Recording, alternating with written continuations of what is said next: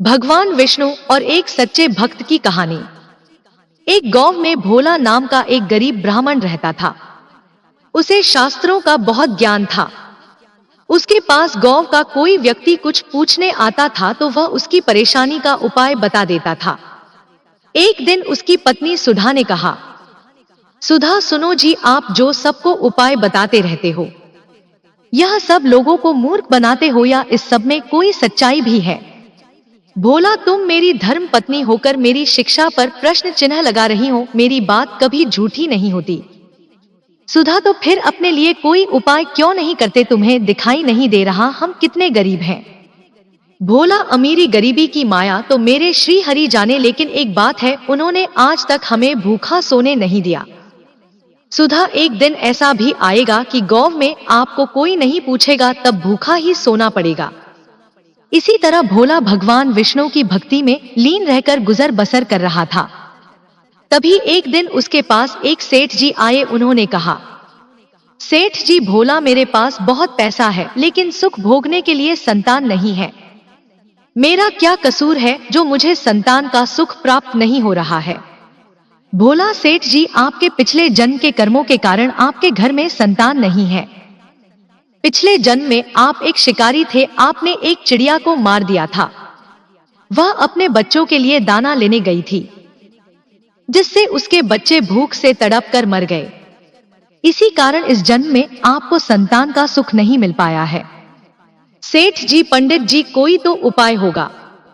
भोला, सेठ जी, जब आपके पाप कर्म समाप्त हो जाएंगे तो आपको यह सुख मिल सकता है, इसके लिए इंतजार करना होगा। सेठ जी, मैं आपका घर धन से भर दूंगा, किंतु मेरे घर में संतान होने का उपाय बता दीजिए। यह सुनकर भोला को गुस्सा आ गया। उसने कहा, तुम मुझे धन से खरीदना चाहते हो? चले जाओ यहां से।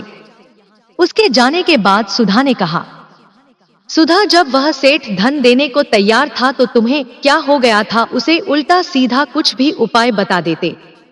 भोला, श्री हरि विष्णु का भक्त हूँ, झूठ बोलकर पाप की कमाई नहीं कर सकता। यदि तुम्हें मेरे साथ रहना है तो रहो, नहीं तो चली जाओ यहाँ से।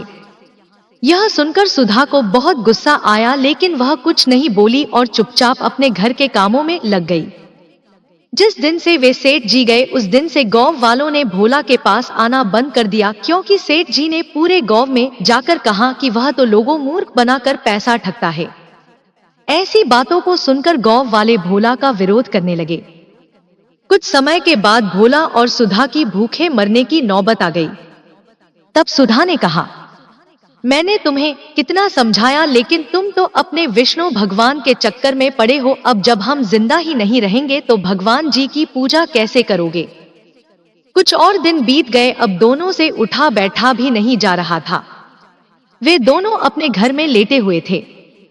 सुधा, लगता है मरने का समय आ गया है। भोला, मुझे तो लगता है भगवान से मिलने का समय आ गया है। तू भी आखिरी में भगवान श्री हरि का ध्यान कर ले। भोला और सुधा दोनों श्री हरि भगवान विष्णु का ध्यान करने लगते हैं। उसी समय भगवान श्री हरि विष्णु उन्हें दर्शन देने के लिए प्रकट हो जाते हैं। भोला, भगवान, अब तो हमारे अंदर इतनी भी हिम्मत नहीं कि आपके श्री चरणों में प्रणाम कर सके। अब तो आप हमें अपनी शरण में ले लीजिए। भगवान विष्णु, तुम मेरे ऐसे भक्त हो जो बिना किसी लालच के मेरी भक्ति कर रहे हो। इस कारण तुम्हें इसी संसार में रहकर कर धर्म की शिक्षा देनी है।